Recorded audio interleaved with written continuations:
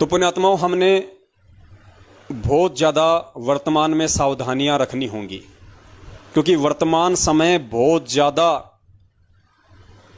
या यूं कह लीजिए कि वर्तमान का समय बहुत ही डेंजरियस है, खतरनाक है। युग परिवर्तन का दौर है।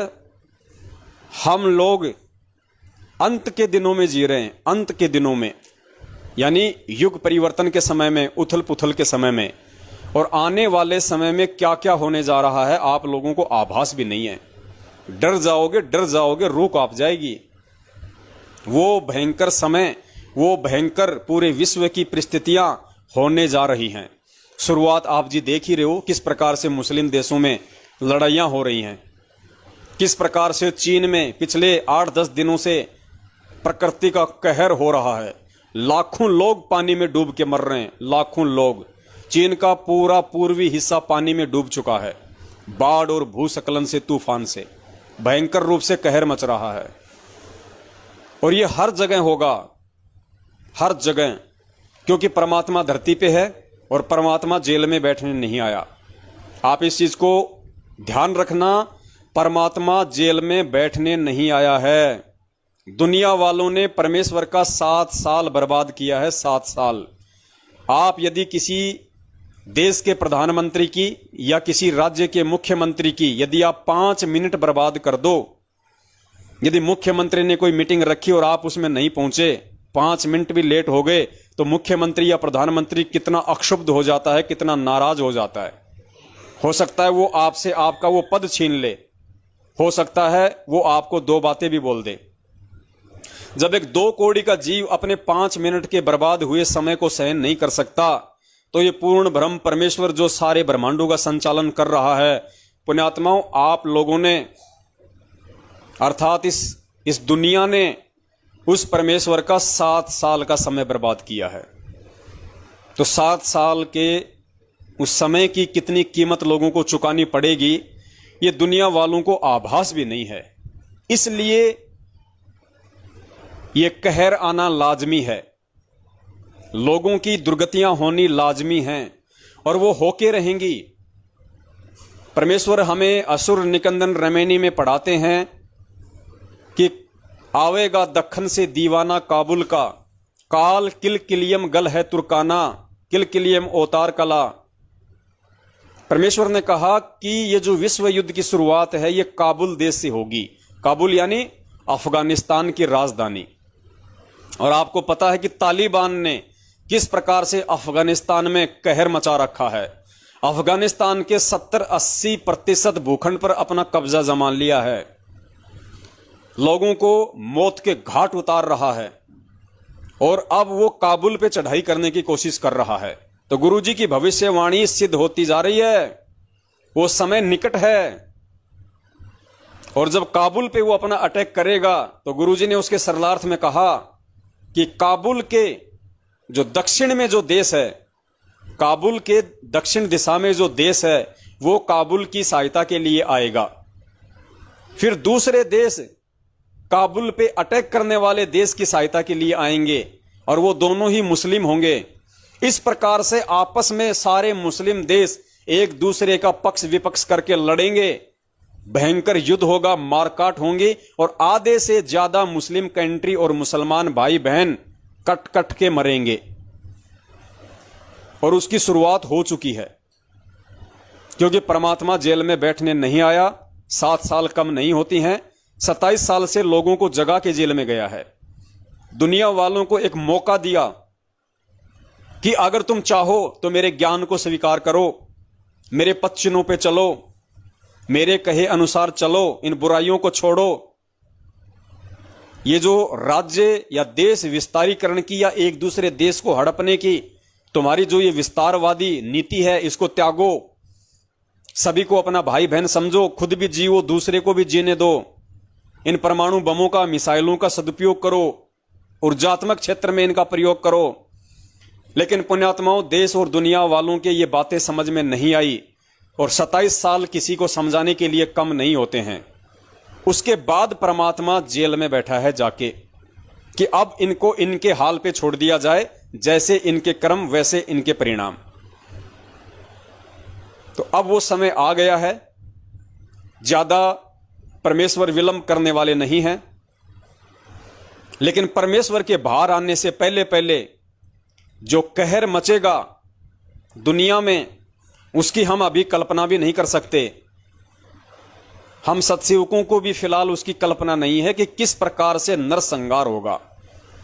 यानी काल भगवान की ये योजना है कि पूरे विश्व में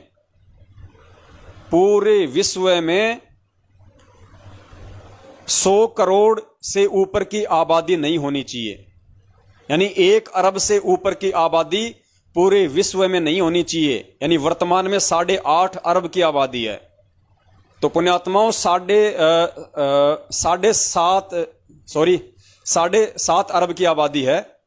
तो ये देख लो 6.5 अरब की आबादी को काल भगवान नष्ट करवाना चाहता है। और 6.5 अरब की आबादी आप समझ रहे हो, मुश्किल से 10% लोग बचेंगे पूरे विश्व में। 10% लोग काल भगवान की योजना के अनुसार। मैं ये नहीं कह रहा कि परमेश्वर कुछ नहीं कर पाएंगे, परमेश्वर कुछ भी कर सकता है, लेकिन परमेश्वर जबरदस्ती कुछ भी नहीं कर सकता। दुनिया में रोज माता बहनों के बलात्कार होते हैं, 5-5 साल की अबोध बच्चियों के बलात्कार होते हैं। क्या परमात्मा को नहीं पता? क्या परमात्मा देख नहीं रहा? क्या परमात्मा उस बच्ची को बचा नहीं सकता कि ये नादान है, ये भोली है? लेकिन परमात्मा क्यों नहीं बचा रहा? क्योंकि उसके अपने संस्कार वो उसको भोगने पड़ेंगे। सब कुछ देखते हुए भी परमेश्वर कोई हेल्प नहीं कर रहा। और उस 5 साल की जगत वाली अबोध बच्ची की तो छोड़िए, परमेश्वर खुद अपने सारनामी भक्तों की भी रक्षा नहीं कर रहा, जो उसके ज्ञान, विधान और मर्यादाओं के खिलाफ काल एजेंट सतलोक आश्रम मैनेजमेंट हरियाणा के घुटनों में अपना सिर टेक चुके हैं, काल को अपना सर्वस्व सरेंडर कर चुके हैं, गुरुजी के वचन से हट चुके हैं। परमात्मा उनकी भी रक्षा नहीं कर रहा। आए दिन बीमारियों से और एक्सीडेंट से भगत मर रहे हैं। तो सोचो पुण्यात्माओं, अब आने वाले समय में क्या होने वाला है। जो भगत भाई बहन सोच रहे हैं कि मैं कोई काम धंधा शुरू कर दूं, 2 लाख लगा दूं, 5 लाख लगा दूं, पुण्यात्माओं दास की सलाह है, रुक जाना, कुछ मत करना। उतने में सब्र करो जितने में अपना परिवार चल जाए। साईं इतना दीजिए जिसमें कुटुंब समाओ, हम भी भूखे ना रहें, अतिथि न भूखो जाए।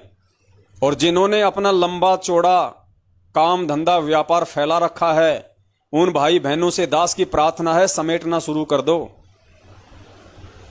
क्योंकि ज्यादा काम धंधा, इसका मतलब तुम्हारे ज्यादा शौक, तुम्हारी ज्यादा जरूरतें। और भक्ति करने वाले भगत को ज्यादा सामान और जरूरतों की जरूरत नहीं है। अगर भक्ति करनी है, परमेश्वर का कृपा पात्र बना रहना है, आने वाले समय में यदि प्रकृति के कहर से अर्थात काल के दंड से बचना है, युग परिवर्तन के समय में अपने आप को सुरक्षित रखना है, तो अपनी इच्छाओं को, अपनी जिज्ञासाओं को, अपनी आवश्यकताओं को सीमित कर दो। जितनी परमेश्वर की वाणी तुम्हें कह रही है कि साईं इतना दीजिए जिसमें कुटुंब समाओ, हम भी भूखे ना रहें, अतिथि न भूख हो जाए। ये ना सोचो कि मैंने जो फैक्ट्री खोल रखी है उसमें परमात्मा के 25 भगत काम करते हैं, उनका भी तो पेट भर रहा है, वो पेट परमात्मा भरेगा। तेरे फैक्ट्री खोलने से पहले उन भक्तों का पेट कौन भर रहा था? उनके बाप दादाओं का पेट कौन भर रहा था? वो भरने वाला भरेगा। परमेश्वर कहते हैं, पो पाटी पगड़ा भया और जागी जी या जून, सब काहू को देत है वो चौथ समाना चून। वो परमात्मा चीटी को कण और हाथी को मण दे रहा है। वो सबका पेट भरता है, भूखा उठाता जरूर है लेकिन पेट भर के सुलाता है। तो हम दुनिया के ठेकेदार ना बने कि मेरी वजह से 50 लोगों के परिवार चल रहे हैं। जब तू नहीं रहेगा तो उन 50 का परिवार कौन चलाएगा? ये अपनी जो बहम है, जो गलत फहमी है, इसको दिलो दिमाग से निकाल दो भाई। सत्सेवक तो खैर इतने बड़े काम धंधे में अपना पैर नहीं फंसाते हैं, ना किसी ने फंसा रखा है, और फंसा रखा है तो निकाल लेगा। ये संकेत सतलोक आश्रम मैनेजमेंट हरियाणा वालों के लिए है, जिन्होंने गुरुजी के जाने के बाद में संगत को लूट लूट के प्रॉपर्टियां बना ली है, बड़े बड़े काम धंधे शुरू कर लिए हैं।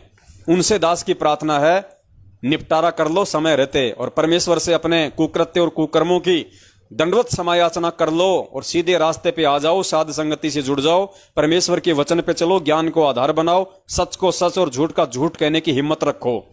वरना परमेश्वर निर्मोही है। परम शक्ति संगीतम रिद्धि सिद्धि दाता सोही, अविगत गुण अतीतम सत्य पुरुष निर्मोही। ये सत्य पुरुष संत रामपाल जी महाराज ये निर्मोही है, इसको किसी से कोई विशेष प्यार और लगाव नहीं है। तो पुण्यात्माओं, हमने किस कदर अपनी मर्यादाओं को वर्तमान में सहेज के रखना है।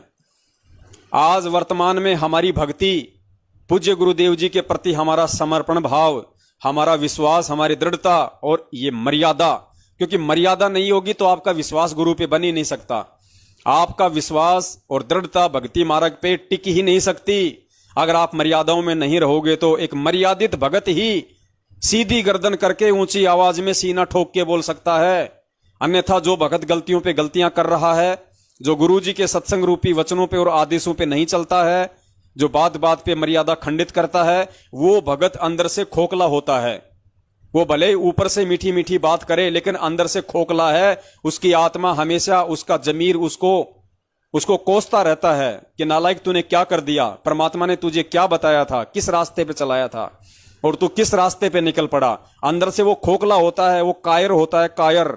उसमें हिम्मत नहीं होती है, लेकिन अपनी कायरता को छुपाने के लिए बातें ऊंची ऊंची करता है। तो पुण्यात्माओं, वर्तमान में इन मर्यादाओं का बहुत बड़ा रोल है और रोल रहेगा। अगर मर्यादा नहीं तो सतगुरु नहीं, सतगुरु नहीं तो बचाव का दुनिया में कोई रास्ता नहीं। तो जिस भगत भाई बहन ने, या जितने भी भगत भाई बहन इस तरह की गलतियां कर रहे हैं, ये खाली एक जन्मदिन को लेके नहीं है। परमेश्वर ने जितनी भी मर्यादाएं अपने सत्संगों में बता रखी है, या जितनी भी मर्यादाएं उन्होंने हमें नाम दीक्षा देते समय दी है, और उसके अलावा जो कॉमन सेंस से परमात्मा ने हमें बताया कि कुछ बातें, कुछ नियम आपको कॉमन सेंस से सत्संग सुनने के चलते धीरे धीरे समझ में आने लगेंगे। और परमेश्वर ने बताया कि इस भक्ति मार्ग पे आपका प्रत्येक कदम एक नियम है, एक मर्यादा है कि मैं कहां रखूं, कैसे रखूं। अर्थात भक्ति मार्ग पे मेरा अगला स्टेप क्या होगा, मैं जो कर्म करने जा रहा हूं वो कर्म कितना मर्यादित है, कितना अमर्यादित है।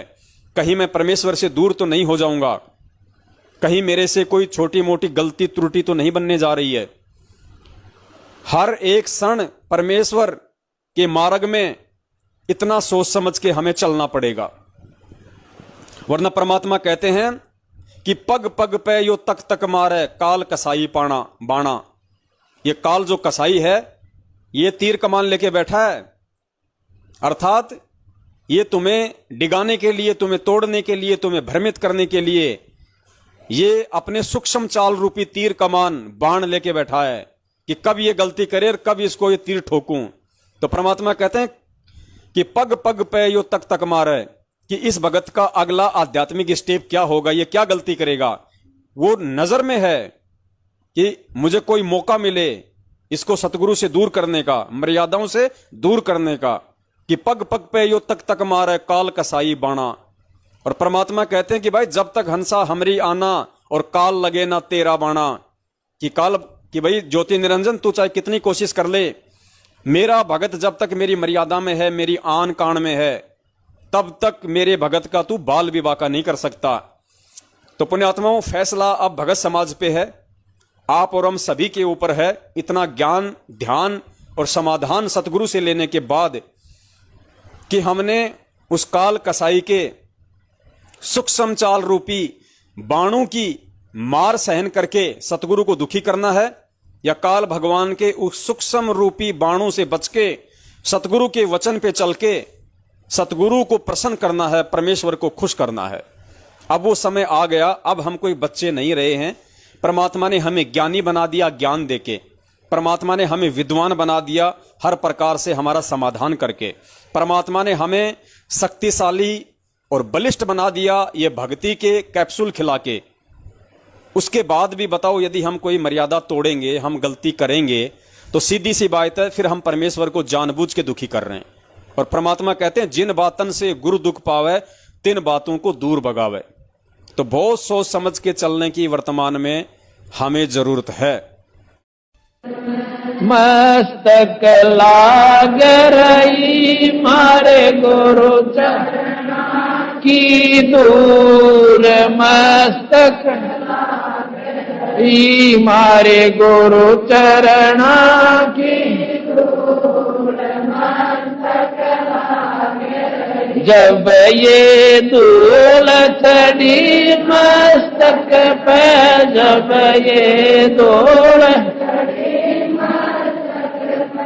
धूलिया हो गई दूर